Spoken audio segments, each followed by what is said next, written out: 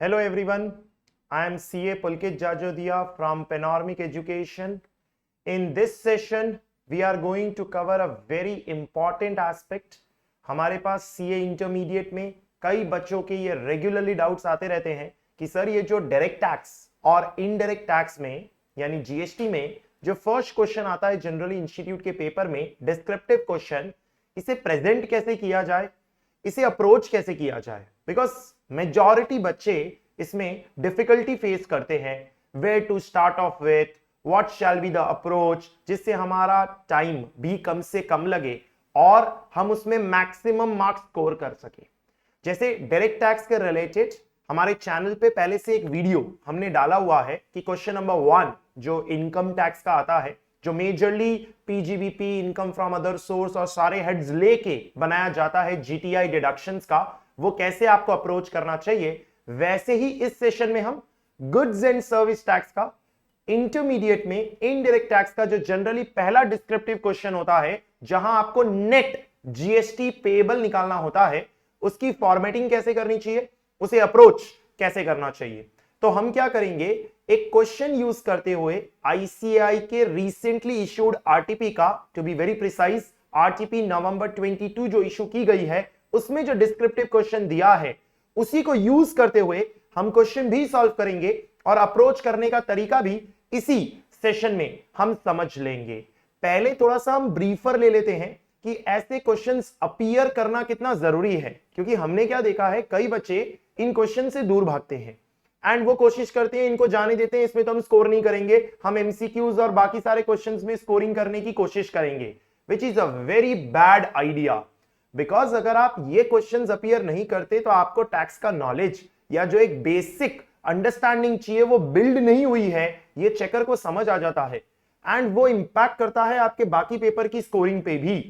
क्योंकि आर्टिकलशिप में जाने के बाद सबसे बेसिक रिटर्न फाइलिंग वगैरह जो होती है उसमें यही एक्सपेक्ट किया जाता है कि आपको ये बातें पता हो एंड सीए आर्टिकल से इतनी चीजें उम्मीद की जाएगी. इसीलिए आप इस क्वेश्चन को स्किप कर दें, इस पे ध्यान ना दें, इसे अवॉइड करने की कोशिश करें, इससे दूर भागें. It does not work like that.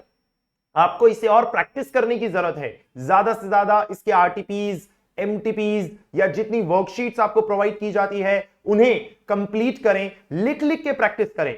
Time bound situation में तब वहां इंप्रूवमेंट आती है. जैसे आपको जब इतने लेंदी क्वेश्चंस दिखाई देते हैं, जैसे आपको स्क्रीन पे एक लेंदी क्वेश्चन दिख रहा है कि एक पर्टिकुलर पर्सन के बारे में कुछ कई सारी डिटेल्स दी हुई है आपको क्वेश्चन में, नीचे आईटीसी के बारे में कुछ कंटेंट दिया है एंड देन लास्ट में आपको कहा है calculate the minimum GST payable in cash. तो ऐसे क्वेश्चंस को हम कैसे अप्रोच करना स्टार्ट करें. सबसे पहले जब पहली बार आप ऐसे क्वेश्चन को देखते हैं तो हमेशा क्वेश्चन का सिर्फ फर्स्ट लाइन और लास्ट लाइन इतना ही पढ़ना होता है. जब फर्स्ट आप लुक देते हैं, ना कि पूरा डिटेल में क्वेश्चन पढ़ना, क्योंकि आपको पहले एक आइडिया लेना होता है स्कैन करके कि क्वेश्चन चाहता क्या है हमसे, क्वेश्चन मांग क्या रहा है, एंड उसके बेसिस पे आपको पता चल जाता है कि इस क्वेश्चन में हमें क्या क्या करना पड़ेगा या कौन से चैप्टर्स की नॉलेज यूज करनी होगी.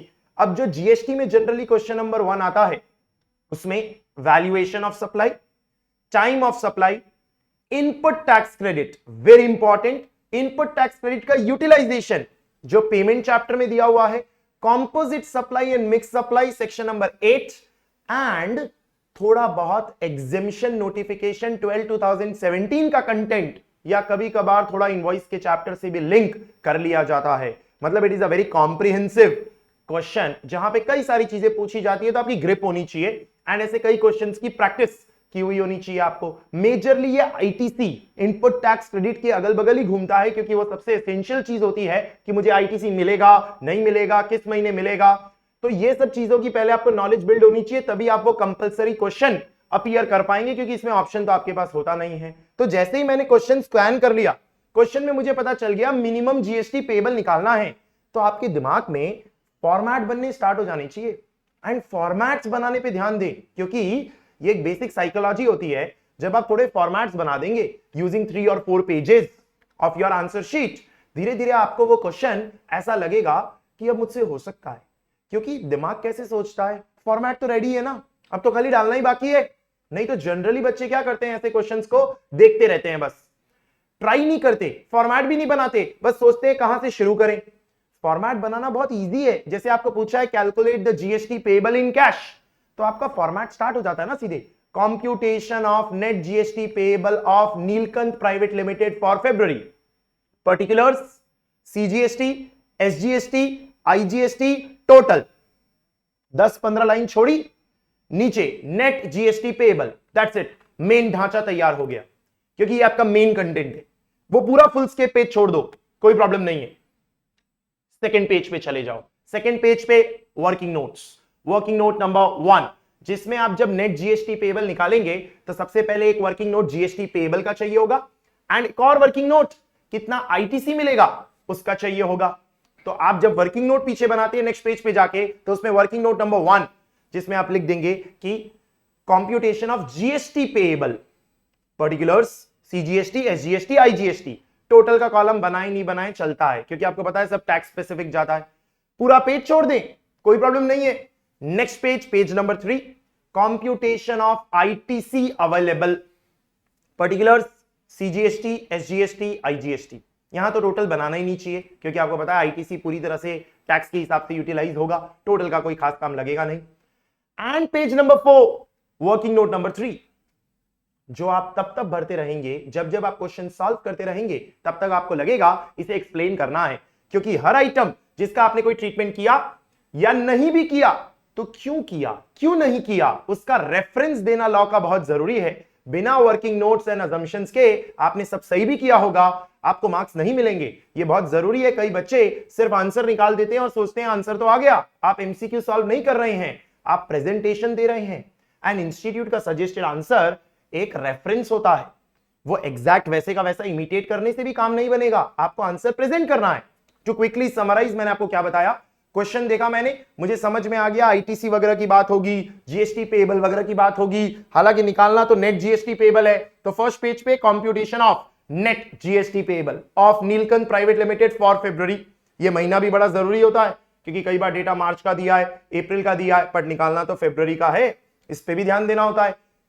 पर्टिकुलर्स, कॉलम्स बनाए, जगह छोड़ी, नीचे लिखा net GST payable, that's it.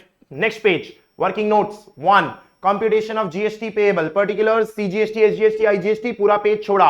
Next page, page number 3 पे working note number 2, computation of ITC available, particulars, CGST, SGST, IGST, पूरा पेज छोड़ा। Page number 4, working note number 3, जो जैसे जैसे नीड पड़ेगी वैसे वैसे हम लिखते रहेंगे। जैसे आपके सामने थोड़ा सा एक डेमो ले, तो आप देखो नेक्स्ट पेज पे आपको मैंने सोल्यूशन जहां देना स्टार्ट किया है, वह computation of minimum GST payable लिख दिया, जो इलेक्ट्रॉनिक कैश लेजर से जाएगा, जगह छोड़ दी, एंड पेज के एंड में लिख दिया minimum GST payable in cash, ये मेरा फाइनल आंसर होगा। नेक्स्ट पेज पे चला गया, working note, note number 1, computation of GST payable on outward, working note 1 outward के लिए है, पूरी जगह छोड़ दी, पूरा पेज यूज कर लेंगे। नेक्स्ट पेज पे गया, note number 2, computation of total ITC, पूरा पेज यूज कर लेंगे। एंड नेक्स्ट पेज पे जाएंगे, वहां लिख देंगे वर्किंग नोट नंबर 3। जैसे जैसे नीड होगी वैसे वैसे हम भरते रहेंगे। इस तरीके से मैंने 4 पेज तो यूज कर लिए, बिना क्वेश्चन पढ़े, बिना कुछ खास किए, मुझे एक ढांचा मिल गया, एक मॉडल मिल गया। हम जब पढ़ते थे ना, तो हम इसे कहते थे भूमि बनाना। भूमि बनाना मतलब अपना एरिया मार्क कर लेना, कि अपने ने एरिया मार्क कर लिया, 4 पेज के अंदर अपना पूरा आंसर हो जाएगा। अभी इस क्वेश्चन से आप स्टार्ट करते हैं तो थोड़ा थोड़ा कॉन्फिडेंस आना स्टार्ट कर जाता है। एंड एक चेकर को भी क्या दिखाई देता है, क्वेश्चन नंबर 1 प्रॉपर्ली अपीयर किया है। देखो, पूरे 14 में से 14 लाना ऐसे क्वेश्चंस में बहुत मुश्किल होगा, बहुत मुश्किल होगा, क्योंकि छोटे से भी एरर हो गया तो मेन आंसर गलत हो जाएगा। बट आपकी कोशिश तो होनी चाहिए, मैक्सिमाइज कैसे कर सकते हैं, कैसे 12-13 मार्क्स हम ला सकते हैं। 14 आ जाए बहुत बढ़िया, हमारी कोशिश रहेगी, लेकिन अगर हमने मैक्सिमाइज भी कर लिया तो भी हमारा काम बन जाता है। अब हम क्वेश्चन रीड करते हैं, एंड क्वेश्चन रीड करते हुए कैसे सॉल्व करना है उस पर जाते हैं। क्वेश्चन में लिखा है, Neelkanth private limited, a registered supplier of goods and services at Kolkata, has furnished the following information for the month of February। कई बच्चे ये पहली लाइन को स्किप कर देते कि हाँ हाँ ठीक है ना, होगा कोई महीना। नहीं, ये जरूरी होता है, आप इसे ऐसे स्किप नहीं कर सकते। आपको सब डिटेल्स दी हुई है, कुछ 8 पॉइंट्स में आपको अलग अलग डिटेल्स दी है।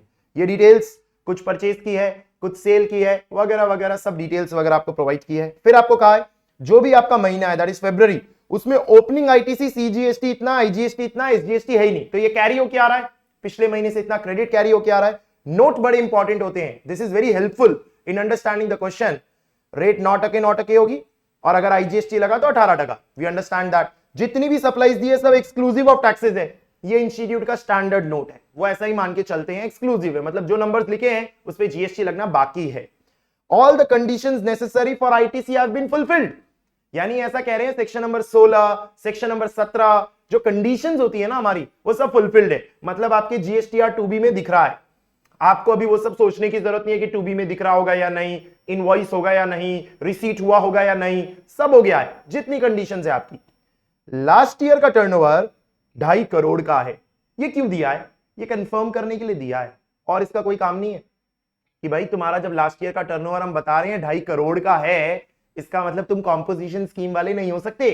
जरा भी दिमाग में ये क्वेश्चन मत रेस कर लेना, तुम तो रेगुलर पर्सन ही होगी, क्योंकि 2.5 करोड़ मतलब 1.5 करोड़ से तो ज्यादा ही है ना। कोलकाता वेस्ट बंगाल में तो लिमिट वही लगेगी, हालांकि यहाँ गुड्स एंड सर्विस भी है, बट उसकी लिमिट्स नहीं भी दी हुई। तो हम कोई भी कॉम्पोजिशन स्कीम की बात करें, वो 50 लाख या 1.5 करोड़ से तो ज्यादा ही है ना, चाहे 10(1) की बात करें या 10(2)A की बात करें। That is why composition scheme वाले आप नहीं हो। मतलब तरीके से आउटपुट पेएबल निकालो, आईटीसी लेस करो and get your net GST payable.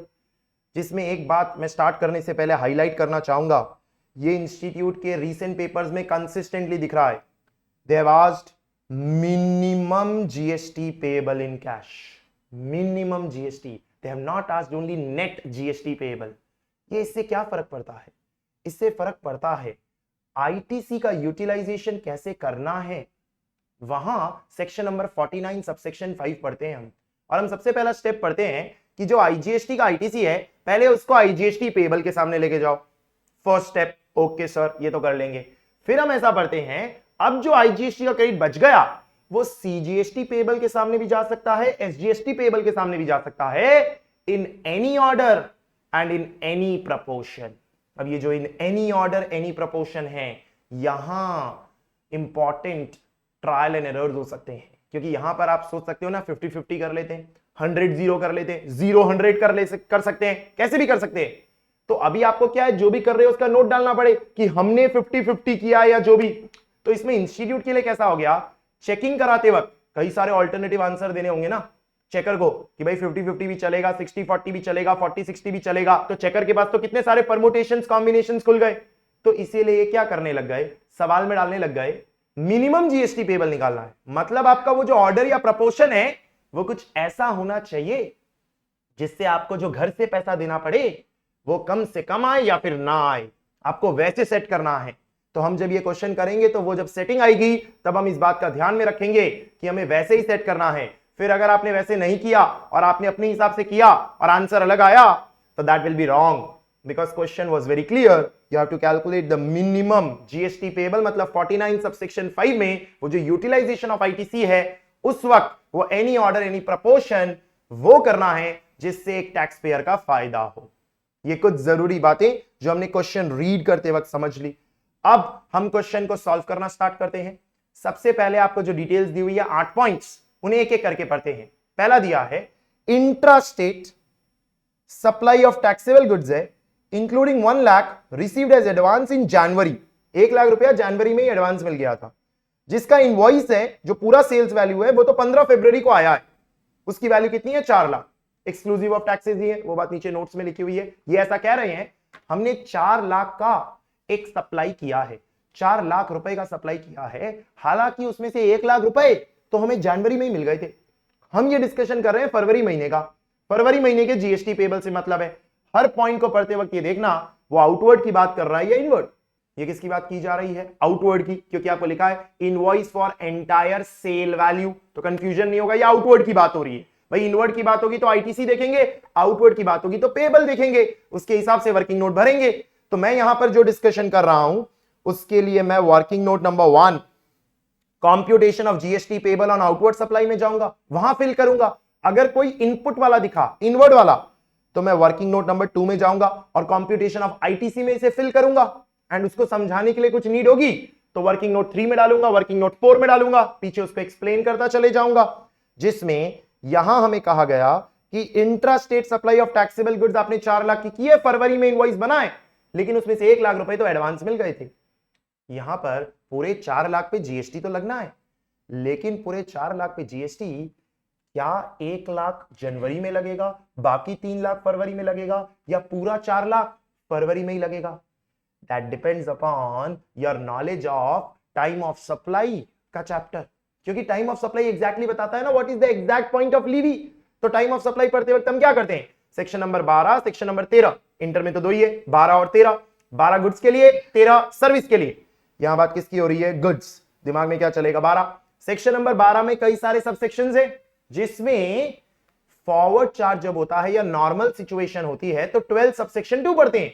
12 subsection 2 is red with notification number 66/2017, a very important notification, जो क्या बोलता है, टाइम ऑफ सप्लाई मतलब इनवॉइस की डेट, पेमेंट से मतलब नहीं, रिसीट से मतलब नहीं, कोई मतलब नहीं, इनवॉइस की डेट, इनवॉइस की भी कौन सी, एक्चुअल डेट और last date by which invoice should have been issued, whichever is earlier, invoice की डेट से मतलब है।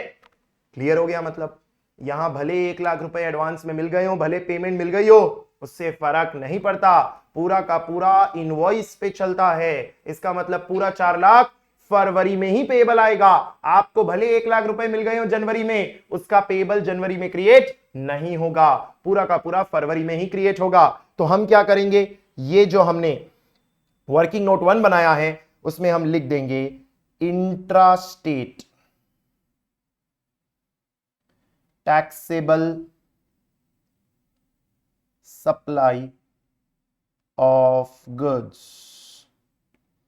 4 लाख की वैल्यू है जिसमें ये इंट्रास्टेट है, तो 4 लाख पे कितना टका हो जाएगा, 9% हो जाएगा, क्योंकि हमें क्वेश्चन में कहा हुआ है 9%, तो ये 18% होता है, तो आईजीएसटी तो होगा नहीं, तो 9% विल बी 36,000 एंड 36,000। ये हमारे 4 लाख का 9% का हमने नंबर डाल दिया, सीजीएसटी एसजीएसटी पेएबल। टोटल में आप लिख सकते हो कि भाई 72,000। हालांकि मैंने बताया टोटल इतना इंपॉर्टेंट नहीं पड़ेगा, आपके जो हेड्स हैं वो इंपॉर्टेंट होंगे, टोटल का कॉलम नहीं भी बनाओगे ना तो भी चलेगा, क्योंकि नेट जो आपको बताना है अल्टीमेटली तो वो पर टैक्स ही बताना होगा ना। ये हमारा पहला हो गया, बट क्या मैं इतना लिख के कर दूंगा तो हो जाएगा, इंस्टीट्यूट हमको दे देगी पूरे मार्क्स? बिल्कुल नहीं, आपको यहां ब्रैकेट में लिखना पड़ेगा वर्किंग नोट नंबर 3, रेफर करना पड़ेगा, एंड पीछे जहां वर्किंग नोट 3 की मैंने जगह बनाई थी वहां जाना होगा और वहां लिखना होगा as per section 12 subsection 2 of CGST Act 2017, read with notification number 6617। हम क्या लिखेंगे आगे कि भाई जो time of supply of goods होता है ना, वो होता है date of invoice, the date of actual date of invoice or last date, whichever is earlier. As in the given case, it is 15th of February. The whole payable will be in the month of February.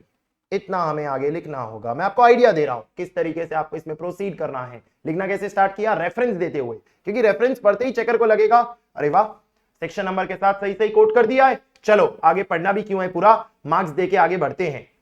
ये बात कई बार बच्चे पूछते हैं, sir section number लिखना जरूरी होता है क्या, नोटिफिकेशन नंबर लिखना जरूरी होता है क्या? द आंसर इज जरूरी नहीं होता, लेकिन फर्क बहुत पड़ता है, खास करके उन नोटिफिकेशंस या उन सेक्शंस के लिए जो आपको पता है इतने पूछे जाते हैं, इतने इंपॉर्टेंट है प्रैक्टिकली भी, तो उनको क्यों नहीं याद रखें हम थोड़ी ऐसा कह रहे हैं कि कोई साइड का सेक्शन याद करने को बोला है आपको, जैसे सेक्शन नंबर 32 अनऑथराइज्ड कलेक्शन नहीं कर सकते आप टैक्स का, अरे वो थोड़ी याद रखने को कहा है, बट सेक्शन नंबर 12 तो ध्यान में रहेगा। सर 12 याद नहीं है, 12 लिख दे चलेगा, एकदम चलेगा। सर नोटिफिकेशन 6617 वो तो आपको याद रखना चाहिए, पूरे जीएसटी में इंटर के सिलेबस में 4-5 तो नोटिफिकेशन है भाई। 1217 आपका basic exemption notification, 1317 reverse charge का notification, 6617 time of supply regular charge या फॉरवर्ड चार्ज में गुड्स में, और तो कितने ही याद रखने हैं आपको। तो ये 3-4 नोटिफिकेशंस तो हम याद रख ही सकते हैं ना, जो हमें पता है इतने यूज होंगे। ये मैंने पीछे यहां वर्किंग नोट में डाल दिए एंड उसका रेफरेंस यहां आगे दे दिया, और 36,000 सीजीएसटी एसजीएसटी में डाल दिया। ये हमारा पॉइंट नंबर 1 हो गया। Next, purchase of goods from a composition dealer registered in Kolkata 5,50,000। जब भी आप कोई सामान कॉम्पोजिशन डीलर से खरीदते हैं, वो सामने वाला पर्सन उस पे जीएसटी लगा के नहीं दे पाता है, क्योंकि सामने वाला तो कॉम्पोजिशन स्कीम में है, एंड कॉम्पोजिशन स्कीम में टैक्स इनवॉइस ही नहीं होता। सामने वाला जीएसटी लगा ही नहीं सकता, उसको अपनी पॉकेट से भरना पड़ता है सेक्शन नंबर 10 के रेट्स के हिसाब से जो रूल 7 में दिए हुए हैं। इसका मतलब यहां कोई जीएसटी लगा ही नहीं होगा ना। जब कोई जीएसटी लगा ही नहीं होगा और ये आपका परचेज है, इनवर्ड है, तो इस पे कोई जीएसटी होगा ही नहीं, तो क्रेडिट की कोई बात आएगी ही नहीं। लेकिन सर इसे लिख के कैसे दिखाएंगे? इसके लिए आपको जाना पड़ेगा वर्किंग नोट 2 आपके पेज नंबर 3 पे, और वहां पे आपको बताना पड़ेगा purchases from a composition dealer. एक कॉम्पोजिशन डीलर से आपने कुछ परचेजेस किए हुए हैं, कॉम्पोजिशन डीलर से, एंड उस पे कोई जीएसटी नहीं है। अब इसके लिए भी सर पीछे जाके वर्किंग नोट लिखे? नहीं, जो एकदम बड़ी बड़ी और जरूरी बातें हैं उसके लिए पीछे जाके वर्किंग नोट लिखें, बट बाकी हर चीज में पीछे जाके नहीं लिखेंगे। लिख सकते हैं बट टाइम भी तो बचाना है ना सर, टाइम कंस्ट्रेंट भी तो है, इसीलिए यहां ब्रैकेट में लिख दे as GST was not applicable, no tax invoice. क्योंकि जब आपके पास टैक्स इनवॉइस ही नहीं होगा, उस पे जीएसटी लगा ही नहीं है, तो बात ही खत्म हो गई ना, उसके ऊपर कहां से क्रेडिट की बात होगी। That's it. इतनी बात हमने सिंपली इस तरीके से लिख देनी है। ये हमारा सेकंड पॉइंट डिस्कस हो गया। फिर इसके बाद बोला है third point, services provided by way of labour contracts provide किए आउटवर्ड है for repairing a single residential unit, otherwise there is a part of residential complex. Sir सुना सुना लगता है, we have heard about this somewhere. Exemption notification जब हम पढ़ते हैं गवर्नमेंटल सर्विसेज, तब वहां पर ऐसी बातें हम पढ़ते हैं, और वहां हमने लिखा होता है कि प्योर लेबर कॉन्ट्रैक्ट्स होते हैं ना, अगर सिंगल रेसिडेंशियल यूनिट के, but not a part of residential complex, तो वो एग्जेम्प्ट होता है। बट ध्यान देना, प्योर लेबर कॉन्ट्रैक्ट्स, यहां कहीं भी प्योर लेबर कॉन्ट्रैक्ट्स वर्ड नहीं लिखा हुआ है, यहां खाली लिखा है लेबर कॉन्ट्रैक्ट फॉर रिपेयरिंग। जब आप किसी से रिपेयर कराते हो तो वो प्योर लेबर नहीं होता, गुड्स प्लस लेबर होता है। आज हमारे घर पे हम किसी इलेक्ट्रीशियन को बुलाते हैं कि भाई लाइट चली गई है, पावर नहीं है, देखो, तो वो बोलता है कि भाई फ्यूज उड़ गया, या ये वायरिंग ऐसी हो गई या वैसी हो गई, तो वो खाली अपनी सर्विस का पैसा थोड़ी लेता है, फिर आपसे नया वायर डालने का भी तो पैसा लेता है, और वो सीधे ऐसे ही बताता है ना कि भाई 2000 रुपए, तो वो कॉम्पोजिट सप्लाई होती है, वो प्योर लेबर थोड़ी होता है। एंड एग्जेम्प्ट सिर्फ क्या किया हुआ है लॉ में, प्योर लेबर। तो कई बच्चे जो एकदम डीप में नहीं पढ़ते, वो इसे देखते ही तुरंत क्या बोल देते हैं, हाँ ऐसा सुना है हमने, एग्जेम्प्ट होता है। नहीं, ये एग्जेम्प्ट नहीं है, ये टैक्सेबल है, और ये इंट्रा स्टेट ट्रांजेक्शन है। 1 लाख, तो इस पे हमें सीजीएसटी और एसजीएसटी लगाना होगा, तो ये आउटवर्ड है। अगेन आप आउटवर्ड में चले जाएंगे एंड वहां लिखेंगे रिपेयरिंग कॉन्ट्रैक्ट। देखिए यहां शॉर्ट में लिखना होता है, यहां पूरा पूरा डिटेल में नहीं लिखना होता है, आपको रेफरेंस देना होता है। रिपेयरिंग कॉन्ट्रैक्ट लिख दिया या ऐसा कुछ भी लिख दिया तो काम हो जाएगा, जिसमें हम लिखेंगे 1 लाख पे 9%, एंड इसके लिए पीछे वर्किंग नोट 4 में एक्सप्लेनेशन दे देंगे। तो ये 9,000 डैश 18,000, क्योंकि इंट्रा स्टेट था, सीजीएसटी एसजीएसटी लगाया है हमने, एंड पीछे वर्किंग नोट 4 में जाके हम क्विकली लिख देंगे शॉर्ट में, bye virtue of notification number 12 2017, अगर सिंगल रेसिडेंशियल यूनिट का प्योर लेबर कॉन्ट्रैक्ट होता है तो वो एग्जेम्प्ट है, क्योंकि ये रिपेयरिंग कॉन्ट्रैक्ट है इसीलिए ये टैक्सेबल है। तो हम रेफरेंस दे रहे हैं, आप ये भी लिख सकते हैं सेक्शन 11 रेड विथ नोटिफिकेशन 1217, या सीधे लिख सकते हैं नोटिफिकेशन 1217 के थ्रू होता तो है ऐसा कुछ एग्जेम्प्ट, लेकिन वो प्योर लेबर एग्जेम्प्ट होता है, ये तो रिपेयरिंग कॉन्ट्रैक्ट है इसीलिए ये टैक्सेबल है। ये आपको पीछे वर्किंग नोट में समझाना होगा, मैं पूरा लिख नहीं रहा, आपको खाली एक आइडिया दे रहा हूं कि कैसे आप लिखेंगे। एंड देन फिर आप मेन क्वेश्चन में तो ये काम कर ही चुके हैं। ये आपका थर्ड पॉइंट हो गया। Fourth point, membership of a club availed for employees working in the factory, it is an intra state transaction 1,75,000। Membership of a club, आप अपने एम्प्लॉइज के लिए कहते हैं कि भाई तुम्हारी क्लब की मेंबरशिप की पेमेंट हम कर देंगे, तुम जाओ एंजॉय करो, हमारे एम्प्लॉय हो, तो आप एक खर्चा कर रही है, इनपुट है, आउटवर्ड तो है नहीं, आपके लिए तो एक एक्सपेंस हो गया, दिस इज एन इनवर्ड। तो आप देखें तो ये पहला वाला आउटवर्ड था, फिर एक इनवर्ड था, फिर एक आउटवर्ड था, फिर एक इनवर्ड था। इंस्टीट्यूट इसमें भी मिक्स एंड मैच कर रही है ताकि आप ध्यान दे कि क्या इनवर्ड है और क्या आउटवर्ड, तो आपके दिमाग में आईटीसी चलेगा। बट जब आप सेक्शन 17 सबसेक्शन 5 ब्लॉक क्रेडिट्स पढ़ते हैं, तब वहां बोला होता है मेंबरशिप ऑफ अ क्लब के ऊपर आपको कोई क्रेडिट नहीं मिलेगा, it is blocked, straight forward, it is blocked in section 17 subsection 5। तो हमें वापस आईटीसी वाले वर्किंग नोट में जाना होगा एंड वहां लिखना होगा membership of a club dash dash dash, bracket में बता देंगे blocked credit under section 17 subsection 5 membership of a club. That's it, बस इतना ही करने की जरूरत है। पीछे मुझे अलग से अब इसके लिए कोई और वर्किंग नोट नहीं लिखना, यहां शॉर्ट में बता दिया ना, काम हो गया। इतने इजीली आप लिखना चाहें लिख सकते, बट टाइम भी तो बचाना है, रेफरेंस तो दे ही दिया ना हमने, सीधे ब्लॉक्ड हो गया, easy portion. Point number 5, goods transport services received, inward आ गया वापस, तो ऐसा भी नहीं है outward inward outward inward, inward आ गया, रैंडमली दिया हुआ है फ्रॉम अ जीटीए, एक गुड्स ट्रांसपोर्ट एजेंसी से आपने गुड्स ट्रांसपोर्ट सर्विस ली है तो फ्रेट दिया होगा, उस फ्रेट पे जीएसटी लगता है, जिसमें लिखा है जीएसटी इज पेबल एट 12%, और ये एक इंटरस्टेट ट्रांजैक्शन है। ध्यान देने वाली बात, आपने रिवर्स चार्ज के लिए पढ़ा होता है नोटिफिकेशन नंबर 13/2017, जिसमें लिखा होता है कि भाई जीटीए की सर्विसेज रिवर्स चार्ज में आती है। हालांकि हमें यह बात पढ़नी पड़ती है कि क्या जीटीए 12% विद आईटीसी में है या 5% विदाउट आईटीसी में है। तो वैसे तो रेट्स हमारे सिलेबस का पार्ट नहीं होते, ना इंटर में ना फाइनल में, लेकिन सिर्फ रिवर्स चार्ज लगेगा नहीं, इसके लिए हम पढ़ते हैं, जिसमें सबसे बेसिक बात ही ये पढ़ते हैं कि 12% होता है ना, तो फिर इस केस में वो कभी भी रिवर्स चार्ज में नहीं जा सकता, हमेशा नॉर्मल में ही रहेगा। तो यहां पर सीधे सीधे उस पर नॉर्मल चार्ज लगा होगा। आपने तो सर्विसेज ली है, आपके लिए इनपुट है, उस पर आप क्या लेना चाहेंगे, आईटीसी। बाकी कंडीशंस तो फुलफिल्ड ही है ना, वो बात नीचे नोट में लिखी हुई है, सब कुछ जो फुलफिल्ड होना चाहिए वो है। इंटरस्टेट ट्रांजैक्शन है, 2 लाख पे जो 12% होगा उसका आईजीएसटी का आपको आईटीसी मिल जाएगा। तो वापस हमें इनवर्ड में जाना होगा एंड वहां डालना होगा जीटीए सर्विसेज रिसीव्ड, कितने का अमाउंट था, 2 लाख का अमाउंट है और 12% उस पे आईजीएसटी है 12%, तो सीधे हम आईजीएसटी में डाल देंगे 24,000 एंड इसके लिए मैं लिखूंगा वर्किंग नोट नंबर 5। 4 तक हम जा चुके हैं, अब ये थोड़ा सा समझाना पड़ेगा ना, तो इसलिए हम पीछे से वर्किंग नोट नंबर 5 में लेके जाएंगे। पीछे वर्किंग नोट नंबर 5 में हम लिख देंगे बाय वर्च्यू ऑफ, या एज गिवन इन, थोड़ी थोड़ी लैंग्वेज बदलनी चाहिए, 1317 GTA की services are covered under reverse charge, however only if it is charging taxes at 5%. However, if it is charging taxes at 12%, then it is not covered under reverse charge. Thereby आपने जो भी लिया उसका आप credit आराम से ले सकते हैं, हमें भरने की जरूरत नहीं है ना। अभी अगर रिवर्स चार्ज लगता तो पहले मैं बोलता आप इलेक्ट्रॉनिक कैश लेजर से भरो, फिर आपको क्रेडिट मिलेगा।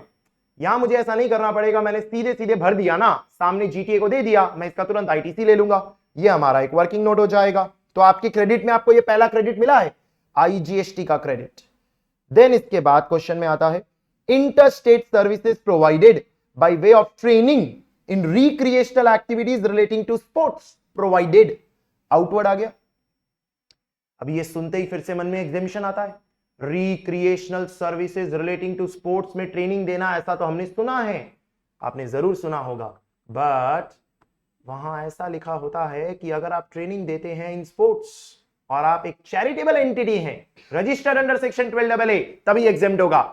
क्या आप एक चैरिटेबल एंटिटी है यहां? बिल्कुल नहीं सर, हम तो एक registered supplier of goods and service हैं at Kolkata Neelkanth private limited, हम तो कोई चैरिटेबल एंटिटी नहीं है, ऐसा नहीं लिखा। सर हम मान सकते हैं? बिल्कुल नहीं मान सकते। सर आप बोलते हो ना अजम्पशन डाल दिया करो, बेटा जनरल अजम्पशंस डाले जाते हैं, ऐसे स्पेसिफिक अजम्पशंस नहीं डाले जाते कि आपने अपनी मर्जी से ऐसा अजम्पशन डाल दिया कि भाई हां चैरिटेबल एंटिटी है, ऐसे अजम्पशंस हम नहीं ले सकते हैं। इसका मतलब आपको यहां पर इसे टैक्सेबल करना होगा, ये बिल्कुल भी एग्जेम्प्ट नहीं होगा, और हमें नोट्स में ये बात डालनी पड़ेगी। तो 10,000 रुपए पे इंटरस्टेट है, तो 10,000 पे आपका पेएबल आएगा। ट्रेनिंग इन स्पोर्ट्स 10,000 पे 18%, तो 10,000 पे 18% आईजीएसटी का पेबल होगा, 1800 हो जाएगा, टोटल में भी 1800 चला जाएगा। ये 18% और 9% हमें ध्यान में रखना चाहिए, हाँ इसमें गड़बड़ ना हो जाए। जीटीए वाले में तो मैंने 12% लिया था, क्योंकि वहां पर आपको बताया था ना जीटीए की सर्विस तो 12% है, वहां 18% थोड़ी लेंगे, स्पेसिफाइड था। बट बाकी तो मुझे जो भी बताया हुआ है मेरा पेबल वो 9, 18 depending upon CGST, SGST, IGST हम ले रहे हैं, जिसके लिए वर्किंग नोट नंबर 6 डालेंगे हम। एंड पीछे जाके वर्किंग नोट नंबर 6 में हम समझा देंगे ये बात कि भाई वही नोटिफिकेशन नंबर 12-17 जिसमें एग्जेम्पशन दिया होता है, वहां लिखा होता है कि भाई कोचिंग दे रहे हैं आप relation to sports by a charitable entity, तो फिर वो एग्जेम्प्ट होता है। बट यहां ऐसा नहीं है, इसका मतलब वो टैक्सेबल होगा। ये बात आपको लिखनी पड़ेगी ब्रीफ में 2 लाइंस में। वही नोटिफिकेशन, वही सेक्शन नंबर 11, उसका रेफरेंस दे दिया हमने वर्किंग नोट 6 के अंदर। फिर हम वापस मेन क्वेश्चन में आ जाते हैं। Inter state security services provided to ABSC secondary higher secondary school, यानी हमारे लिए तो आउटवर्ड है ना, हम तो दे रहे हैं ना, हम इनको दे रहे हैं, for their annual day function organized in Fintex auditorium outside the school campus. Outside the school campus हमने सिक्योरिटी सर्विसेज दी है, ठीक है, इंटर स्टेट दी है, ठीक है, आईजीएसटी की बात होगी, स्कूल को दी है। स्कूल सुनते ही मन में एग्जेम्पशन आ जाता है फिर से कि स्कूल सर्विस देता है ना सर, तो सभी एग्जेम्प्ट होता है, लेकिन स्कूल को सर्विस दी जाती है ना, तो एग्जेम्प्ट 5 केसेस में ही होता है, security, transportation, catering, online periodical journal, उसमें भी definition of education institute jump होती रहती है, सेम नहीं रहती। तो यहां पर तो सिक्योरिटी सर्विसेज दिया है सर, वहां सिक्योरिटी सर्विसेज है क्या? है। Security services to school 12th standard तक वाले कवर्ड है क्या? है, तो एग्जेम्प्ट होना चाहिए। बट स्कूल प्रीमाइसेस में दी जाती है तो एग्जेम्प्ट होता है, स्कूल कैंपस के बाहर दिया गया तो वो क्या हो जाता है? टैक्सेबल हो जाता है। तो यहां पर कुछ बच्चे गलती कर देंगे कि सीधे सीधे सिक्योरिटी सर्विसेज टू स्कूल दिख रहा है तो एग्जेम्प्ट कर दिया, हम तो पढ़ के आए थे भाई, लेकिन स्कूल प्रीमाइसेस में देना होगा, बाहर किसी ऑडिटोरियम में या बाहर किसी ग्राउंड पे आपने ऐसी सिक्योरिटी सर्विसेज ली है तो वो टैक्सेबल किया जाएगा, उस पर जीएसटी लगाया जाएगा। तो 15,000 रुपए पे एकदम जीएसटी लगेगा। तो दिस इज सिक्योरिटी सर्विसेज, आपके लिए तो पेएबल है ना, स्कूल के लिए रिसीवेबल होगा। आप स्कूल के हिसाब से थोड़ी पढ़ रहे हो, हम तो सिर्फ देख रहे थे उसे चेक करने के लिए कि एग्जेम्पशन है या नहीं। हमें इस अमाउंट पे इंटरस्टेट लगाना है। कितना अमाउंट है? 15,000। 15,000 पे 18% एंड इसे पीछे जाके वर्किंग नोट नंबर 7 में हम समझा देंगे। पीछे वर्किंग नोट 7 में हम एक्सप्लेन क्या करेंगे कि नोटिफिकेशन नंबर 12/2017 में स्कूल को सर्विसेज प्रोवाइड की जाती है with regard to security within the school premises, तो एग्जेम्प्ट है। बट यहां तो ऐसा नहीं है, आउटसाइड द स्कूल कैंपस है, इसीलिए इसे क्या कर दिया जाएगा? टैक्सेबल। वो आप एक्सप्लेन कर देंगे, हमने रेफरेंस दे दिया सिर्फ इस तरीके से। वर्किंग नोट 7 में 15,000 पे आप 18% करके आईजीएसटी में वो अमाउंट डाल देंगे। तो बड़ा सिंपल सा इस तरीके से हमारा point number 9, so point number 7 complete हो जाएगा। अब लास्ट बचता है point number 8, inputs to be received in 4 lots. Received inward आ गया, out of which second lot was received during the month. Receive हुआ है दूसरा ही लॉट इस महीने, 4 लॉट में आने वाला है, एक एक एक एक करके आएगा। अभी दूसरा ही लॉट आया है फरवरी के महीने में, 40,000 का सामान है जिसपे जीएसटी होगा भाई 18%। दिमाग में आ जाना चाहिए। Input tax credit section number 16 subsection 2 का प्रोविजन नंबर 1, जिसमें ऐसा लिखा हुआ है कि अगर लॉट्स में सामान आता है तो पूरा क्रेडिट तब मिलता है जब लास्ट लॉट आता है। बीच वाले first lot, second lot, third lot पे कुछ नहीं मिलेगा, फोर्थ लॉट पे ही मिलेगा। अभी कौन सा लॉट आया है? Second lot. अभी आपको कोई आईटीसी मिलने वाला नहीं है, तो ये सीधे आप आईटीसी में चले जाएंगे एंड वहां लिखेंगे कि भाई जो inputs received in second lot है वहां कोई आईटीसी नहीं है। अब इसके लिए मैं अलग से नहीं लिख रहा हूं, यहां ब्रैकेट में बता दूंगा, as per section 16 subsection 2 ITC available on receipt of second lot.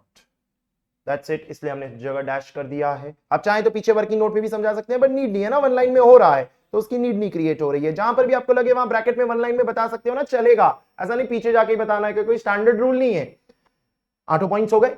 अब आपको क्या बोला है? कुछ आईटीसी पिछले महीने से कैरी होके आ रहा है तो वो तो मिलेगा ना, क्रेडिट तो अमर होता है, जनरली कैरी कर सकते हो। एक बार बुक कर लिया तो आपने सीजीएसटी दिया, आईजीएसटी दिया, एसजीएसटी नहीं दिया, बड़ा यूनिक केस दिया इंस्टीट्यूट ने। जनरली तो क्या होता है भाई, जितना सीजीएसटी का क्रेडिट आएगा उतना ही एसजीएसटी का भी आएगा, लेकिन इन्होंने अलग अलग दिया है। इससे भी हिंट मिलना चाहिए, वो मिनिमम जीएसटी पेबल में इंटरेस्टिंग बन जाएगा ना क्वेश्चन, इसीलिए ऐसा दिया हुआ है। तो आपको ये उठा के भी तो आईटीसी में डाल देना चाहिए। तो जो आपका आईटीसी वाला टेबल है उसके अंदर opening balance of ITC from January वो भी आ जाएगा। 50,000 सीजीएसटी दिख रहा था, एसजीएसटी तो कुछ था नहीं, 57,000 आईजीएसटी दिख रहा था। ये आपका टोटल आईटीसी अवेलेबल हो जाएगा। हम इसे क्लोज कर देंगे और इसे उठा के अपने मेन फॉर्मेट में लेके जाएंगे आगे, जहां पर हम इसका सेटिंग वगैरह करने वाले हैं अगेंस्ट द जीएसटी पेएबल। तो अगर आप सीजीएसटी देखो तो 50,000 है, एसजीएसटी है ही नहीं। और अगर हम आईजीएसटी देखें तो कितना हो जाता है, 81,000। ये हमारा आईजीएसटी का हमें आईटीसी दिखाई देता है। इतना आईटीसी हमारे लिए अवेलेबल होगा। एंड क्वेश्चन में और तो कुछ भी बचा नहीं है करने को। अच्छा ओके, उल्टा है, सीजीएसटी 57 है और आईजीएसटी 50 है। ठीक है, उसे ठीक कर देते हैं। ये सब सिली मिस्टेक्स हो जाती है एंड दैट इज वाई। अब देखो मैं भी क्या कर रहा हूं, मैंने कर दी कोई चीज आंसर को, फिर वापस जाके एक बार क्वेश्चन में देख लिया, चेक कर लिया, फटाफट स्कैन कर लिया एंड दैट इज वाई बच गया। नहीं तो आप सोचो सब सही करने के बावजूद छोटी सी गलती की वजह से सब गलत हो जाता। अभी मेन ऊपर मेरा आंसर ही चेंज हो गया होता। ये हो गया 57,000, ये हो गया 74,000, बच गए।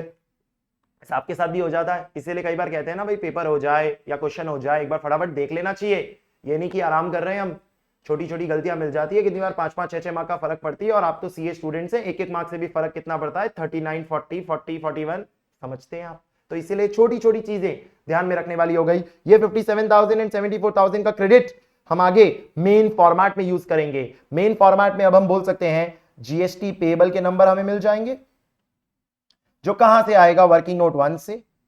आईटीसी का एडजस्टमेंट जो कहां से आएगा, वर्किंग नोट 2 से। आईटीसी का एडजस्टमेंट वर्किंग नोट 2 से आएगा हमारा। तो आईजीएसटी जो जीएसटी का पेएबल है उसको वर्किंग नोट 1 से ले आते हैं।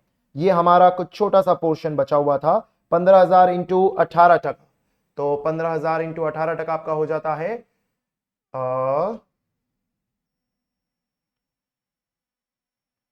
जस्ट अ सेकेंड, कुछ एरर है technically, 2700। Okay it is fine. And ये क्योंकि आईजीएसटी ही है इसीलिए ये 2700 पूरा का पूरा चला गया ना। चेक कर लेते हैं एक बार। सिक्योरिटी सर्विसेज, हाँ इंटरस्टेट है security services and that is why ये 15,000 पे 18 टका हमारा 27 तो यहां चला जाएगा। तो इसका टोटल कर देते हैं। सीजीएसटी में 45,000 हो गया, एसजीएसटी में 45,000 हो गया, आईजीएसटी का आपका टोटल हो गया 4,500 का आपका आईजीएसटी का टोटल है। इसका टोटल वैसे देखो काम का नहीं है, अब डाले नहीं डाले चलता है, कोई फर्क नहीं पड़ेगा। ये हमारे सीजीएसटी एसजीएसटी और आईजीएसटी के टोटल होगा। इसको उठा के मेन में ले जाएंगे। 45,000 45,000 4,500 टोटल का कॉलम मैं तो बनाना ही नहीं चाहता हूं। इंस्टीट्यूट अपने सजेशन आंसर में बनाया है, आप बना सकते हैं, चलता है, कोई काम तो लगना नहीं है। नेट जीएसटी पेएबल तो आपको एक ही का बताना है।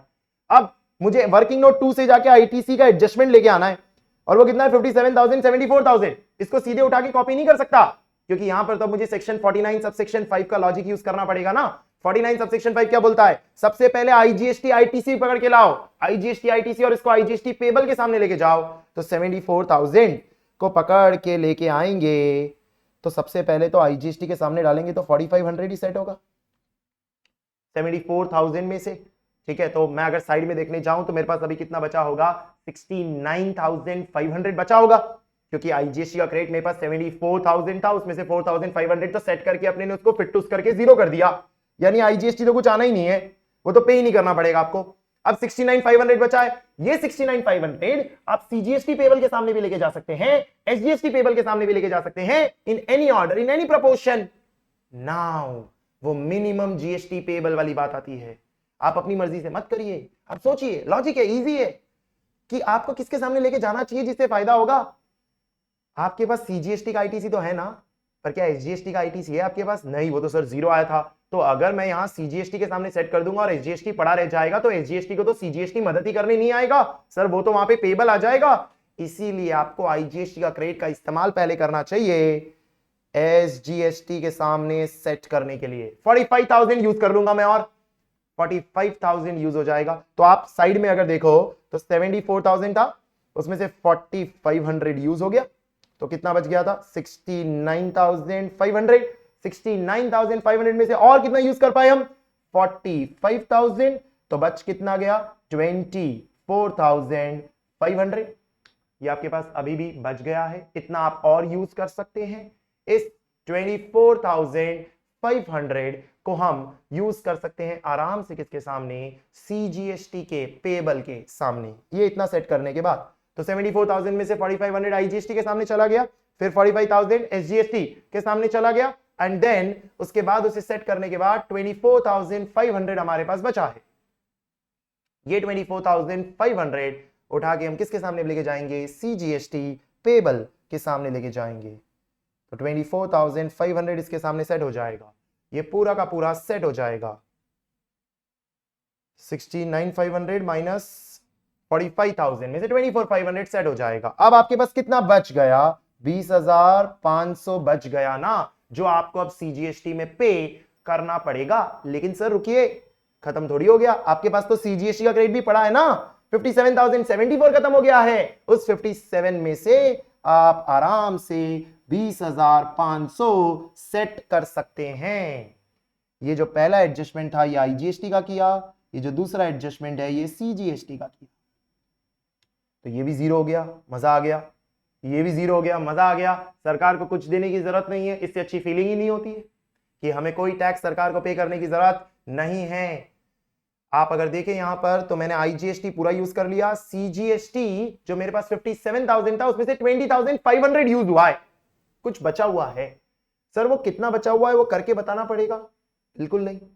क्या आपको क्वेश्चन ने पूछा है कि कितना क्रेडिट अगले महीने कैरी फॉरवर्ड होगा, वो आप हमें बताएं? नहीं पूछा है तो आप क्यों बताएंगे? ऐसी सिचुएशन में क्या होता है ना, हम इतने एक्साइटेड होते हैं कि अरे हमने पूरा कर लिया, निकाल लिया, चलो उसका भी एक टेबल बना के बता देते हैं ना, एक्स्ट्रा इंफॉर्मेशन दे देते हैं। जरूर दीजिए, सिर्फ वक्त की बर्बादी होगी, मार्क्स तो मिलने नहीं है, क्योंकि वो पूछा ही नहीं है। पूछा क्या था भाई, मिनिमम जीएसटी पेबल बताओ इन कैश, बता दिया हमने। सर पर ये जो आपने किया, सेट किया, इसका कुछ क्लैरिफिकेशन तो होना चाहिए ना, एकदम होना चाहिए। आपको एक वर्किंग नोट लास्ट और बनाना पड़ेगा। हम कितने वर्किंग नोट्स बना चुके हैं, 7 तक बना चुके हैं। एक लास्ट हम वर्किंग नोट 8 डालेंगे जिसमें हम एक्सप्लेन करेंगे कि 49 सबसेक्शन 5 के थ्रू हमने किया क्या है, जिसको आपको पूरा सेक्शन नहीं समझाना है, काम काम की बातें समझानी है। कुछ लोग क्या है यहाँ पूरा ऐसे टाइप आंसर लिखने लगते हैं, पूरा लिख रहे हैं 49(5), 49(a) कैसे रीड करते हैं। नहीं, आपको सिर्फ बोलना है as per section 49 subsection 5 of CGST act 2017 IGST credit is first utilized against IGST payable, then it is utilized first against SGST payable and then against CGST payable, because we know that we don't have SGST credit and CGST credit cannot be utilized against SGST payable, thereby we first utilized IGST credit against SGST payable and then against CGST payable. Next line, after that we use CGST credit to set off our CGST payable. That's it. ये आपने पूरी ये बात लिख देनी अपनी words में, इसमें कोई आपको सोचने वाली बात नहीं है। इसमें कुछ गलती कर देते हैं कुछ बच्चे, कुछ ऐसे लिखने लगते हैं आईजीएसटी पेबल को हम सेट कर रहे हैं आईजीएसटी आईटीसी के सामने, तो उल्टा हो गया ना। आईजीएसटी आईटीसी को हम यूज कर रहे हैं और उसे सेट कर रहे हैं आईजीएसटी पेबल के सामने। आप क्रेडिट को सेट करते हैं पेबल के सामने, उल्टी लैंग्वेज लिखना गलत हो जाता है। एंड ये हमारा वर्किंग नोट 8 हो गया, एंड जो हमने एक्सप्लेनेशन इसका दे दिया और आपको मिनिमम जीएसटी पेबल सामने फेस पे 000 दिखाई दे रहा है। ये हमारा मेन आंसर हो गया। पीछे हमने सारे वर्किंग नोट्स एक्सप्लेन कर दिए।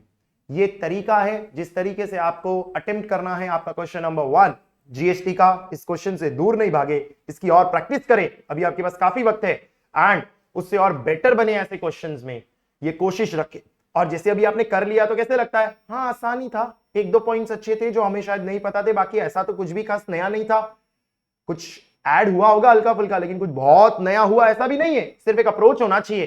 तो जो समराइज अप्रोच क्या होना चाहिए, फॉर्मेट्स बनाएं, बेसिक फॉर्मेट्स, ये सब कोई दिए हुए नहीं है कहीं, अपने हिसाब से आप कस्टमाइज कर सकते हैं चीजों को। हम जो मैंने आपको बताया कोई ऐसा थोड़ी ऐसा ही करना पड़ेगा क्या, नहीं, ये एक आइडियल वे है। आप इसके अंदर मॉडिफिकेशंस कर सकते हैं, शॉर्ट नोट कर दो, थोड़ा वर्किंग नोट को छोटा कर दो, ये सारी चीजें आप डेफिनेटली करें, प्रैक्टिस करें ऐसे कई क्वेश्चंस। ये आपके आरटीपी इंटर के नवंबर 22 का ही क्वेश्चन था, जिसका वैसे इंस्टीट्यूट ने पूरा सोल्यूशन दिया हुआ ही है, लेकिन मैंने आपके साथ डिस्कस करते हुए कैसे बढ़ना चाहिए, कैसे पहले क्या करना चाहिए, बाद में क्या करना चाहिए, वो डिस्कशन कवर कर लिया। So we hope that it was very useful, and if you want कि हम ऐसे और फर्दर वीडियोस डालते रहें, डेफिनेटली लाइक करें, कमेंट करें, सब्सक्राइब करें हमारे चैनल को एंड इसका मैक्सिमम यूटिलिटी डिराइव करने का कोशिश करें। Till then take care, have a nice day.